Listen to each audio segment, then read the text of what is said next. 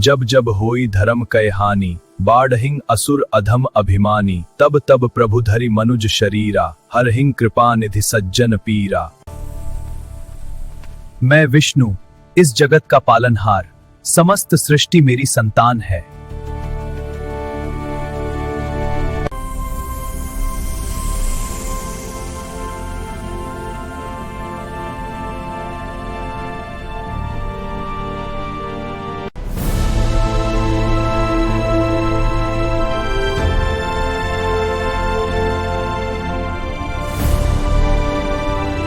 शीघ्र ही मैं जन्म लेने जा रहा हूं अयोध्या में।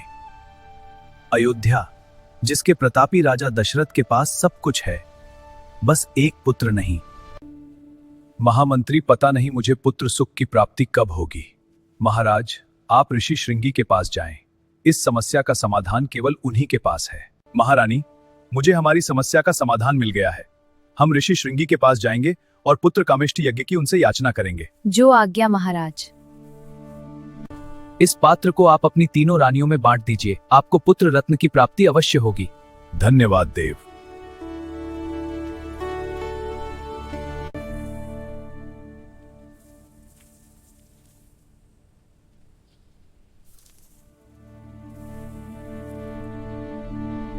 महाराज की जय हो। तीनों रानियों ने पुत्रों को जन्म दिया है।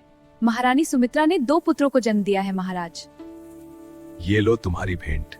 तुझे महाराज, आपके ज्येष्ठ पुत्र का नाम राम, दूसरे का भरत, तीसरे का लक्ष्मण और चौथे का शत्रुघ्न होगा। मैं धन्य हुआ ऋषिवर। पुत्रों, महर्षि वशिष्ठ हमारे कुलगुरु हैं। उनके गुरुकुल में तुम्हें सब ज्ञान प्राप्त होगा। अच्छे से ज्ञान। अवश्य पिताश्री। पुत्रों, अपना ध्यान रखना।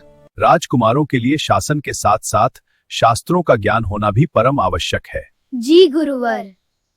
यही ज्ञान तुम्हें एक आदर्श राजा बनाएगा। राम, तुम बताओ, एक उत्तम राजा को कैसा होना चाहिए? एक उत्तम राजा को क्षमाशील, दयालु और न्यायप्रिय होना चाहिए। अत्युत्तम राम। इतने वर्षों के पश्चात चारों पुत्र लौट रहे हैं। मेरी तो प्रसन्नता का कोई ठिकाना ही नहीं है। उनका स्वागत धूमधाम से होगा। अब से तुम्हारे जीवन का एक नया पड़ाव प्रारंभ होता है।